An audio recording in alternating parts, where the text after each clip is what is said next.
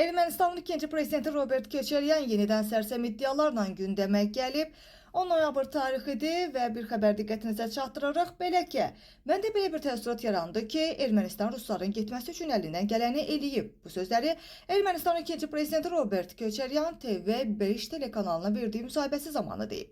O qeyd edib ki, Rusiya 9 noyabr sənədinin şahidi olmaqla yanaşı həm də Qarabağdakı sülh məramlı qüvvələrin yerləşdirilməsinə görə məsuliyyəti öz üzərinə götürərək bunu imzalayıb. Amma Ermənistan isə mahiyyət etibarilə birtərəfli qaydada bu prosesdən geri çəkilib. Ermənistan Praqada Azərbaycanın ərazi bütövlüyünü tanıdığını bəyan edib və bundan sonra Rusiya-Azərbaycan münasibətlərdə hansı rol oynayır deyə Köçəryan bildirib.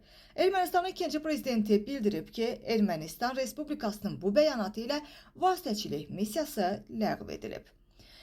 Qeyd eləyək ki, o həmçinin Qarabağ məsələsini Rusiyanın cibinə qoya bilməzsən, bu belə deyil və ekoloq deyilənlər yolu bağlayanda mənə aydın oldu ki, yol həmişəlik bağlanacaq və Azərbaycan Rusiyanın məşğul olduğu Ukrayna müharibəsindən yararlanacaq və belə də oldu. Onlar yararlandılar.